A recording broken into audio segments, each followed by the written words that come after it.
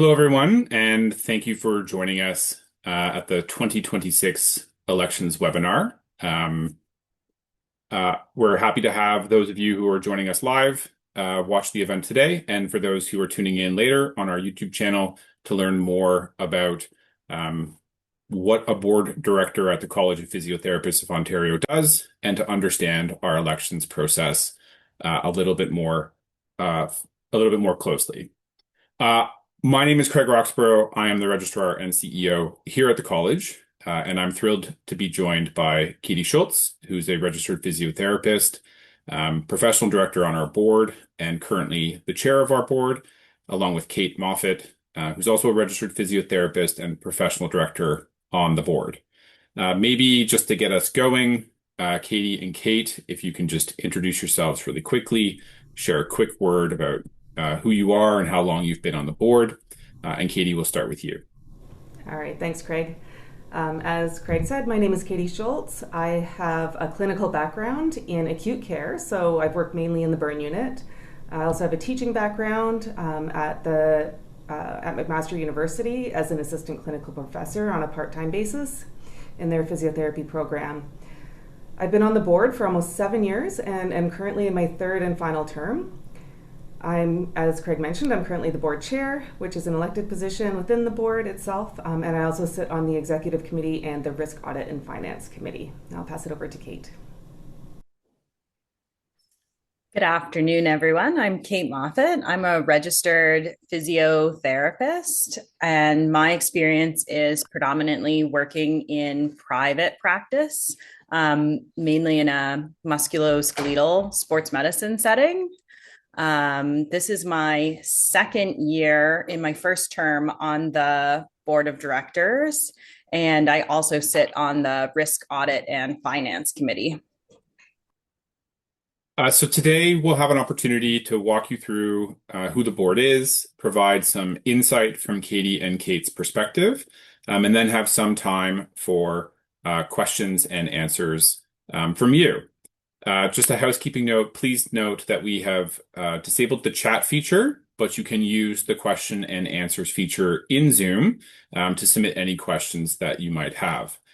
During the webinar, our support staff will also be sharing links to various resources as we refer to them in our presentation.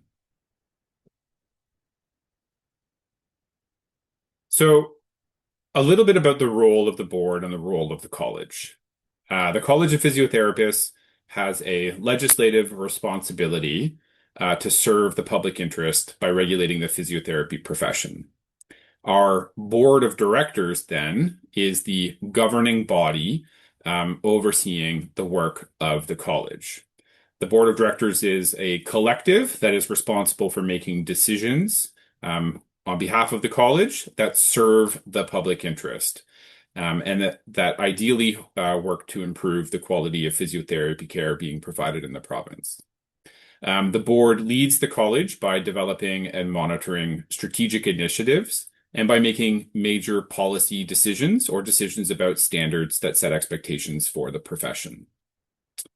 As you're contemplating running in an election, we thought it might be helpful to just hear from Katie and Kate about what inspired them to join the board. So Katie, if we can start with you. Sure, thanks. So just over 7 years ago, I was speaking with the academic representative at McMaster University, and she was sharing her experience on the board and how she felt like she was really making a positive difference in the profession, both by keeping the public safe and then as well as guiding physiotherapists. At the time, admittedly, I didn't know a lot about the college other than it was a place I went to register and that I could find some resources there. So I took it upon myself to learn a bit more about it, and I realized that the college actually has wide-reaching influence in setting standards, ensuring PTs understand them and abide by them, as well as keeping the public safe. And so I thought that was really interesting, and based on her recommendation, I decided to run and was successful that year. I'll pass it over to Kate. So for me, my interests started more in kind of the role of self-governance and the responsibility of that. A decade ago, when I was in physiotherapy school, I was one of the few people who thought professional practice class was really interesting and enjoyed the conversations and discussions we would have when we were learning the standards and looking at different scenarios and how to apply them, and had a lot of interest in how did we come up with these, how are they created, how are they communicated and enforced when they need to be. And then during the pandemic, I had the opportunity to just have more free time than anybody needed to actually sit and watch some of the meetings, because they'd begun to be broadcasted on YouTube. And at the time, the biggest topic was getting new grads licensed, and kind of the difficulties that candidates were having accessing an exam, because that had at the time collapsed just because of the complicated nature that the pandemic posed. And as I was observing, I noticed that at the time on the board, there wasn't a newer grad representative. And so I felt, as someone who was only a few years out of school, knowing that moving forward, there was going to continue to be lots of discussion about the exam process and kind of being licensed, I thought I would be able to contribute that voice and opinion of what that process was like, things that I had, ideas that would maybe be beneficial to improving it as we move forward, and also an attitude of kind of observing how complicated it was, wanting to be a part of the process to try and create positive outcomes and continue to positively affect our ability to continue to self-govern. Great. And so Katie and Kate represent one segment of those who comprise our board. We have two representatives that come from the academic community. So they're selected from across the academic institutions in Ontario, and we rotate that through all of the different university programs. In addition to them, we have 5 to 7 members of the public who are appointed directly by the government to sit on the board and provide that public perspective. But today, the focus is really on the 8 elected physiotherapists that come from across the province. And we'll focus on how a physiotherapist becomes elected as a director on the board, and some of the benefits of engaging in that process. So board directors are really here to work and support the interests of the college through the interests of the public. All decisions that are made at the board level must be made in service of the public interest. Board directors are here to promote and follow good governance practices. They have a key responsibility in reviewing our standards of practice, updating those standards of practice as necessary, and developing new ones as needed, so that we can provide the profession with clarity regarding what expectations the college has of their conduct. The board is fundamentally responsible for setting the strategic direction or vision for our organization through the development of a strategic plan, which then provides the staff with sort of the direction or set of instructions that we need in order to go forth and do our work. And then, of course, the board has real financial obligations to ensure that we are a functioning organization that has the resources that we need to discharge our regulatory obligations. And then finally, the board provides some oversight of our regulatory responsibilities. So we have a responsibility to register, to do quality assurance, to investigate complaints, and to engage in a discipline process, to set standards for the profession, and to provide guidance and support to the profession. And the board has an oversight responsibility with respect to all of those activities. So, Kate, maybe we can start with you. And in your time here, have there been some projects that have really sort of resonated with you? Yeah.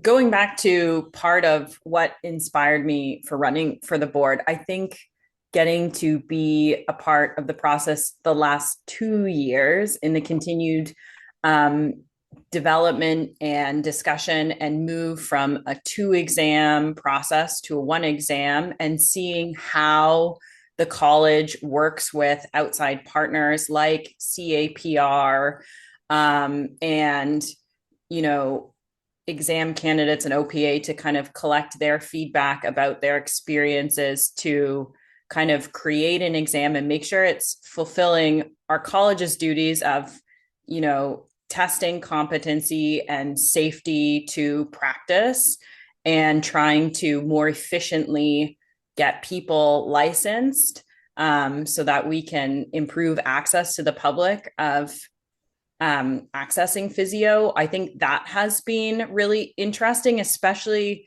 from observing kind of in the midst of the crisis and the pandemic and the complexity of trying to figure out, to then moving somewhere where solutions have been created and that has been moved forward. And what I think lots of people would agree felt very negative and like a really big challenge is really now, as we move into 2026, coming to what I feel and I really hope is a really positive move forward, for us and lots of partners, and that will hopefully also benefit the public. So I think that's the project that has kind of resonated the most. But even things like just having an appreciation now for kind of how far in advance we try and look so that we can best serve the public. It's been a really rewarding process. Great.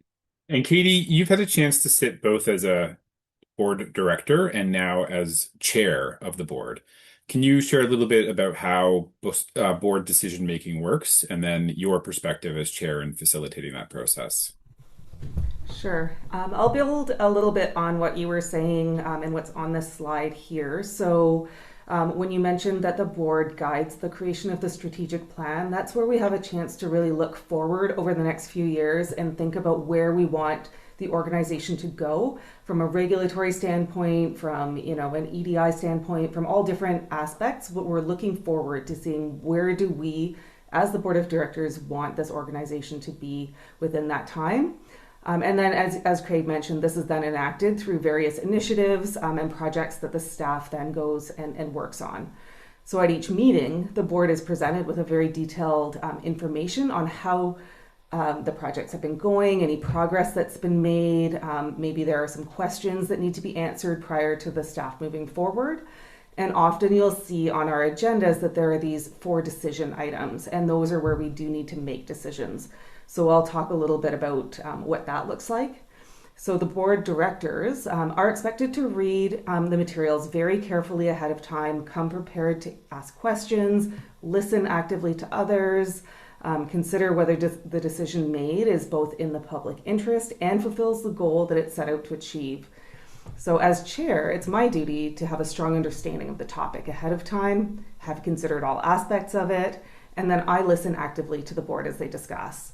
My role during meetings is not to impose my personal opinion, but really to facilitate the discussion. I'll summarize what I'm hearing, and then I'll add any points if I think that something might have been missed. And then I would call a vote on the matter. So once a decision is passed by the board, all the directors, regardless of how they voted, from that point forward, we speak with one voice in support of the decision that's made by the board.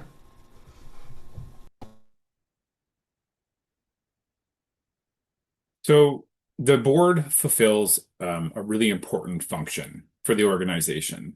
And it serves this important function both on behalf of the public and then, of course, in service of the profession. And over the past few years, the board has made a concerted effort or commitment to ensure that the decision-making is as much as possible informed by a diversity of perspectives and experiences. And so as we reflect on what makes a good board director, or what we're looking for from a collective of board directors, we really are looking for a diversity of perspectives and experiences, both personally and professionally, that can enrich and support the decisions that are being made. Organizationally, there's been a strong commitment to making progress in terms of how our regulatory responsibilities are discharged and intersect with equity, diversity, and inclusion principles or responsibilities.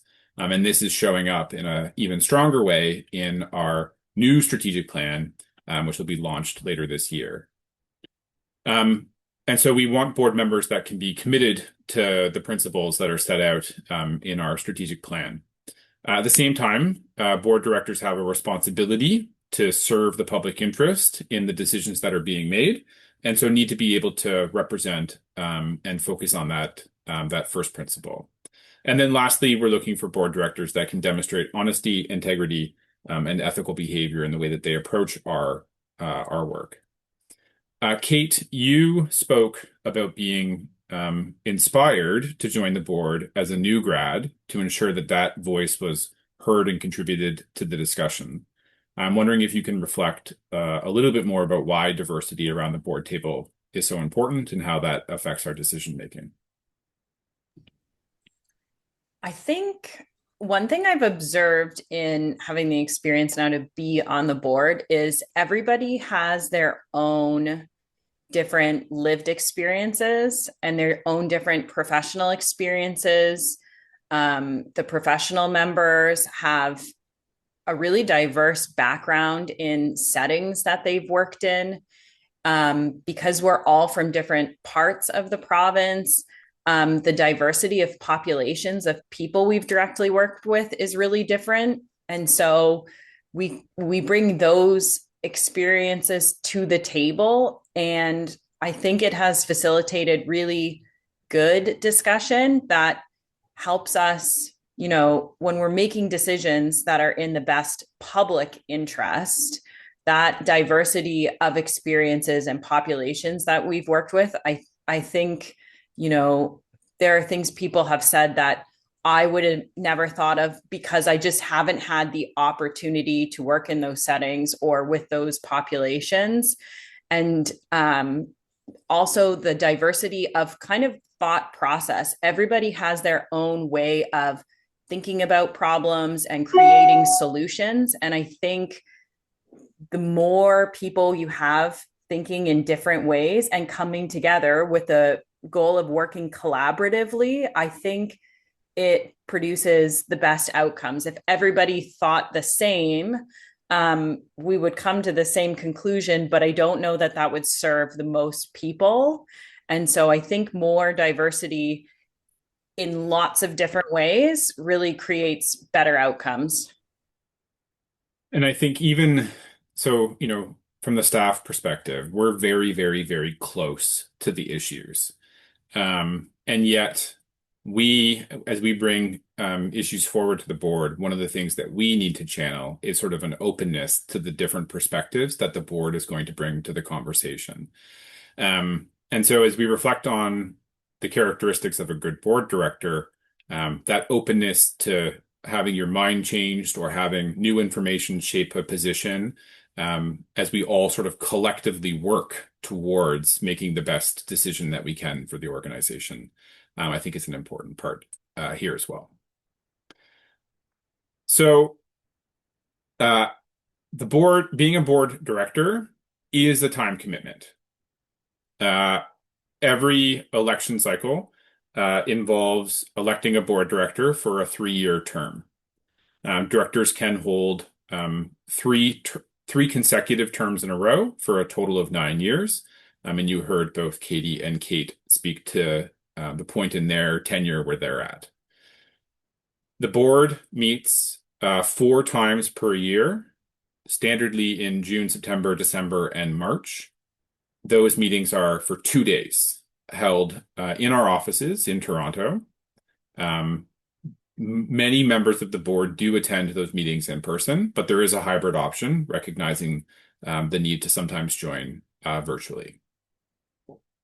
In addition to the board meetings, all board directors are appointed to at least one committee of the college. We have legislatively required committees that serve regulatory functions. And then we also have committees that are committees of the board, sort of supporting financial oversight or governance functions on behalf of the board. All board directors are appointed to our discipline and fitness to practice committees. And then you may get an appointment to another committee. As you heard, both Katie and Kate are on our risk audit and finance committee. So we are asking for time commitments and contributions from all of our board directors. Recognizing that you're all working and busy professionals, I'm going to invite Katie to reflect on how she manages her time commitment to the college in terms of attending and prepping for meetings and managing that with her own professional and personal life. Yeah, so thanks, Craig. That is a good summary of sort of the actual meeting time that we have. The other thing that people need to consider is how much time it takes to prepare for the meetings. So our board package is circulated at least a week prior to the big meetings, the 2-day meetings. For me, it's really important as soon as that comes out, I'll download it and have a look at how much is there. So there can be hundreds of pages. So I need to ensure that I have booked off enough time in my schedule to actually review all of that material and not just glance through it, but really think about it. And there are often sort of some thought-provoking questions around some of the items, and it really helps me to think about what types of questions or what I want to hear from others talking about at the board meetings themselves. So for me, I'll read it, I'll need to digest it for a day or two, and then sometimes I'll return to some of those big ticket items and give myself enough time to actually consider the issue, maybe jot down some ideas or questions I want to think about. I think it's really important to understand the time commitment prior to running so that you can actually decide whether or not this is realistic for your time schedules. For me, I do have some flexibility in my scheduling, so I am able to prepare adequately for all of the meetings. So it's really important that you look at that and consider that before you decide whether or not you want to run. And yeah, that's all I'll say on this one for now. And Kate, same question to you. As a new member and working professional, how do you balance your commitments? I think for me, one of the things that has made it easy to manage that time, because like Katie was saying, we often will get 1 to 2 weeks with that material, depending on what staff is putting together. Sometimes I can only imagine the efforts they put in to kind of put that package together for us, but knowing far in advance that, okay, this week I need to set aside, probably 8 or 10 hours in little chunks to go through things and give myself time to digest it and reflect and think about it. I find it enjoyable and easier because it's so different from what I do in the clinical setting that it is work, but it's almost like a break from how my brain normally works to thinking in a totally different way. And then the same thing with the 2 board meetings. There's a lot that we fit in, and I would say we work really hard, but getting to be in a different setting and work with people who their work, both the professional and the public board members, is so different from mine, and hearing their thoughts, it's a refreshing change of pace. Kind of the 4 times a year we have the board meetings, and then also the few times a year the committees that you're on I've learned so many new things, and it's challenged me to learn new skills and work on them. So I think if you're excited about the work, it's easy to find the time. But I think knowing that there is that time that you have to set aside, especially it's that prep time. We get lots of notice on when the meetings are. That's easy to put in your calendar. But knowing that week or 2 before, like, you really have to put the time in to go through the material and think about it, because that's when we're all going to get the most out of the discussion and come to the best outcomes. And just to really emphasize that last point, yes, there are many meetings across the course of the year, but we do plan them a year in advance, and we send out all of those dates with ample notice to help all our board and committee members structure their work. Now, of course, this time commitment doesn't go unnoticed, and all of your time and work to the college is remunerated. We have a daily rate that is paid for day-long meetings, a half-day daily rate that's paid out for half-day meetings. Your preparation time is paid for, and if you have long travel to come to the college, we recognize that time commitment and compensate you for that time as well. And then if you are traveling into the college, your transportation, accommodations, and meals are covered as well. In terms of some of the benefits of being a board director, and Kate sort of alluded to some of this in her earlier comments as well, but we hope that you get an opportunity to really learn more about what regulation is, how it works, what our legislative responsibilities are, how we engage and interact with all of our system partners, what it means to serve the public interest, and what good governance and evolving good governance can look like. This creates an opportunity for you to take those learnings to new challenges once your time at the college is done. And we also offer lots of opportunities for professional and personal development through education and training that will benefit you not just here at the college, but in any future work that you do. And you have an opportunity to serve as a potential leader within the physiotherapy space, and then also within the college as we have leadership opportunities within our committees and on the board. Katie, can we start with you and just share some of the benefits that you've been able to get as a part of your time on the board? Sure. So I'll talk about it both on the personal level and then maybe a bit of the professional level as well. So on a personal level, I mean, I can take it right to very personal. So, I'm a mom, I'm a wife, I'm a daughter, I'm a friend. And so for me, it's really important that all of those individuals that I know receive care from ethical and skilled health professionals, and that includes physiotherapists. So on the board, I can be part of the system that ensures that my family is safe and my friends are safe when they visit a physiotherapist in whatever setting it happens to be, if it's the hospital, community, wherever. So by setting those standards of care and ensuring that there's resources available for physio and that they're understood and abided by it, I'm making a difference both for my loved ones and also for others. So I do find it very rewarding on that personal level.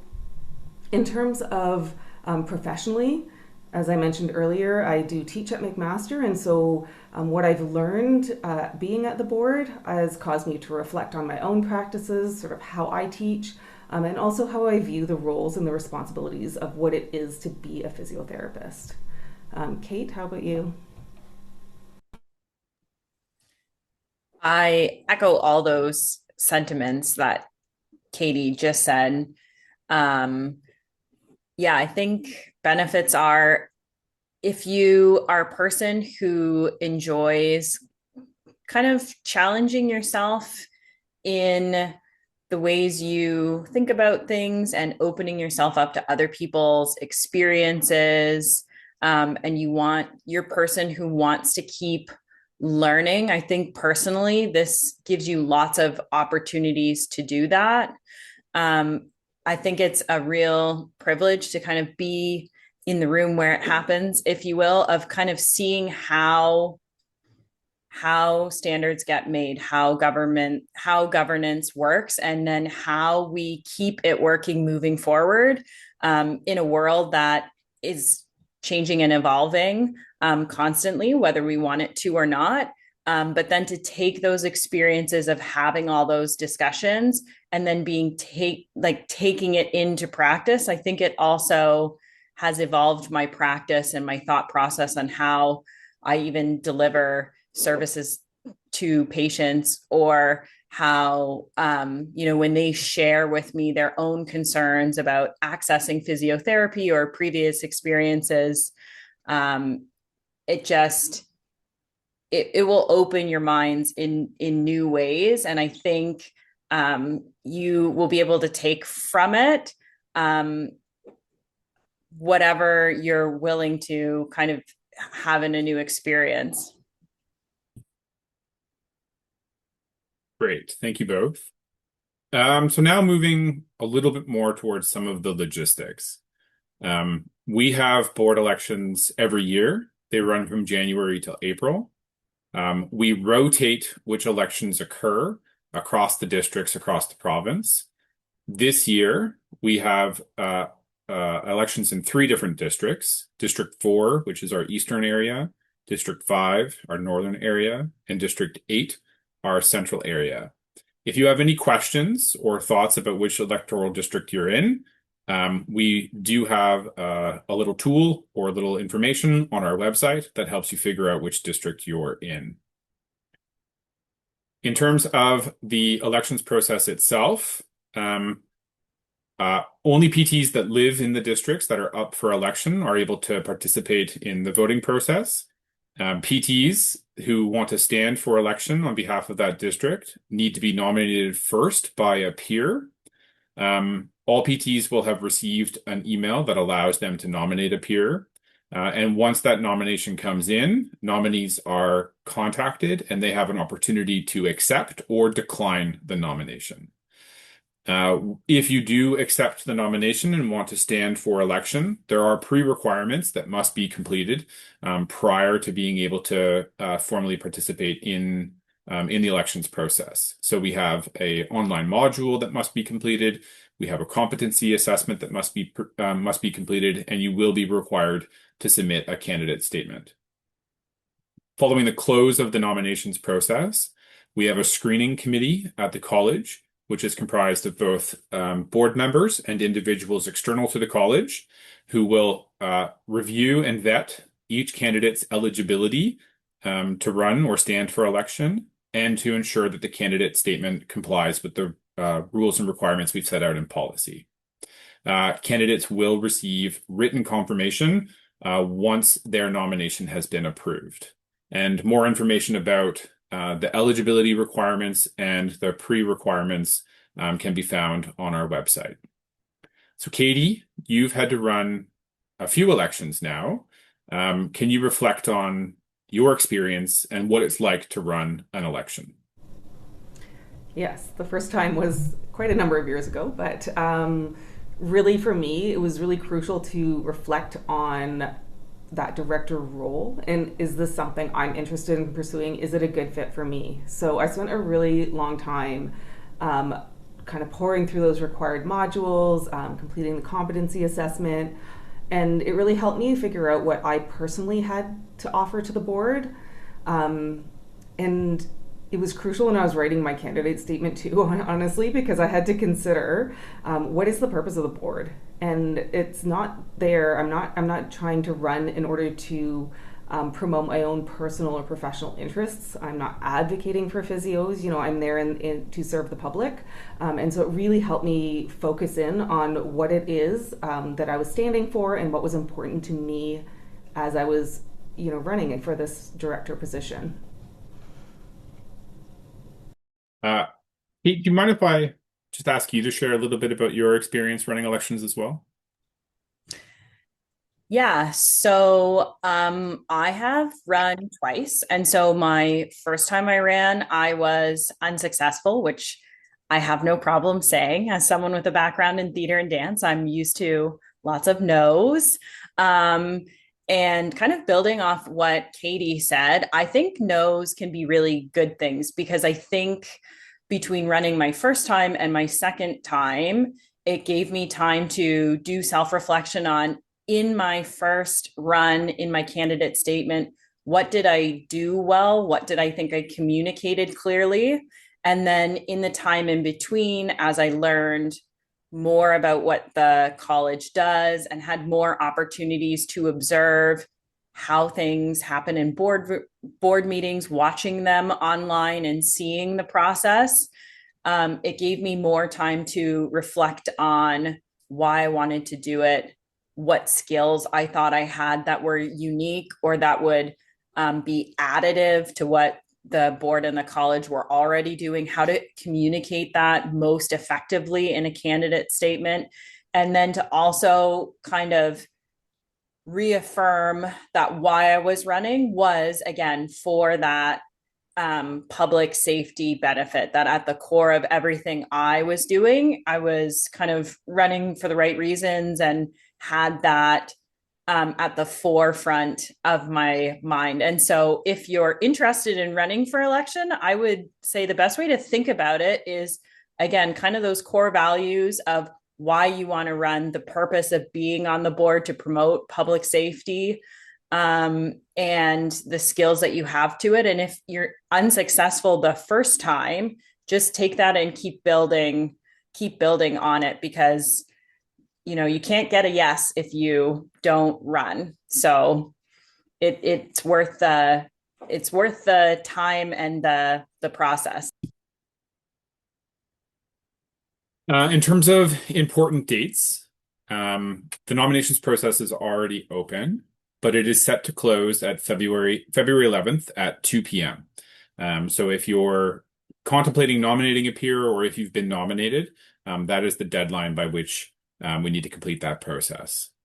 Then about a month later, we will open the voting process. In between the nominations close and the voting process, we will engage our screening committee, which will help to support us in vetting and ensuring we have full slates of candidates who are eligible to stand in each of the districts. Once the voting process is open, physiotherapists in your district will then be able to vote. All of the physiotherapists will receive emails from us directing them to the voting portal and encouraging them to participate in this process. And you'll have an opportunity during the voting period to encourage your colleagues to vote as well. On April 15th at 2 p.m., the polls close. Shortly after the polls close, we do internal vetting and determine what the outcomes of the elections are. And then we communicate directly in writing with all candidates so that you understand what the outcome is and that you've been informed of the results. And then in terms of the most important date for the successful directors in the elections, the first meeting of our board year is June 18th and 19th in person here at the college office. Now, we don't just throw you in with no support. We recognize that becoming a director on the board is a big undertaking, and we support you in between the election close and the first meeting, providing you with a board director manual, providing you with more information in an onboarding module. We host a virtual orientation session to try to get you up to speed on the way that we function and the practices and the information that's going to be contemplated at the meetings ahead. And then there's ongoing support and training going forward. Now, in terms of any questions that you might have, there's an opportunity to ask them here and now, or if you'd like, our elections team is readily available at the email in the chat, elections@collegept.org. You can ask any questions that you have about the process, about your eligibility, or about how to complete the pre-requirements. In terms of just a couple of Q&A questions right now, Kate, you were speaking in some of your reflections about the elections process, about the importance of a candidate statement. I'm wondering, Katie and Kate, if there's like one piece of really good advice as you reflect on the candidate statement that you might want to share with those who are watching. Who wants to take that one first? Katie. I can take it first. So for me, that candidate statement, that's how people are going to know anything about me, right? So, I'm in a district with so many different physiotherapists. I might know some of them, but really the vast majority I'm not going to know on a personal level. So that candidate statement is an opportunity for people to get a little glimpse into like, who am I? And why do my characteristics or my experience or, anything about myself, how does that position me to be a good director on the board, right? So that's, marrying that sort of public interest and the goal of the college, but also with who I am so that people can see that I'm different than the next person on the candidate list. There's going to be often several individuals. And so it's important for folks to be able to differentiate what's important about what you have to bring and your diversity and how is that going to help the board. Great. Kate? Building off what Katie said, I think also having some knowledge and of kind of currently what are challenges in physiotherapy practice in terms of government and public safety. And, the college website is a great resource on what currently we're working on, what our current strategic plan is, and where we want to go. And so I think being able to speak to your skills, and then again, if you connect strongly with one or two of those things that are currently being discussed, are under revision, are being built, what unique perspective you would bring to that on the board, and being able to share that you have some knowledge of what the college is doing right now. I think that is helpful too. And then just one last question before we wrap. As you look forward to the next year, 2 years, 3 years, is there something that's got you really excited about the challenges or issues that we're going to be navigating in the years ahead? Kate, maybe I'll start with you this time. Mostly, I'm just excited to keep doing the work and challenging myself to be open to different opinions and things. I think there's so many interesting topics right now. One that feels very overwhelming and interesting in equal parts is AI technology and how that might or could affect delivery of services, how it might affect public safety. Also, how is the general public, before they even come and see physiotherapists, how are they using AI? And how is that kind of helping us or making it harder for us in terms of the quality of information sometimes they're getting? So yeah, I think there's some really interesting topics. I think, again, in an ever-changing world, like really continuing to talk about equity, diversity, inclusion, what that means, areas of the public that are underrepresented or underserved, and how can we address that and make them feel seen and heard and safe when they're interacting with physiotherapists and with our profession. I'm just excited to keep doing that work. Great. Katie, last reflection? Yeah, I think, echoing and sort of building on what Kate was saying, we're sort of at this transition to moving into a new strategic plan. And so I've seen the evolution of this over the past several years. And it was sort of, let's try to get to this certain base level, or let's try to sort of maintain where we're at. And looking forward, we're really sort of pushing the boundaries and moving ourselves forward to be leaders in this area. And so for me, that's really exciting because we're on the horizon of a lot of really cool changes that are going to be happening. And building on the DEI mindset that Kate was mentioning, we've got a couple of new standards that are coming through on the horizon. So just lots of changes, ways to push ourselves into kind of being better physiotherapists and accountable to our public as well. So really exciting. Well, Katie, Kate, thank you for joining me and sharing some of your insights, reflections, and perspectives on what it is to be a board director here at the college and on the elections process itself. Thank you to all of you who have tuned in to watch us live here today, and for those who are going to follow up and watch this recording. Please do reach out, elections@collegept.org, and we are here to help you as you navigate this process. So thanks, everyone. Have a great day.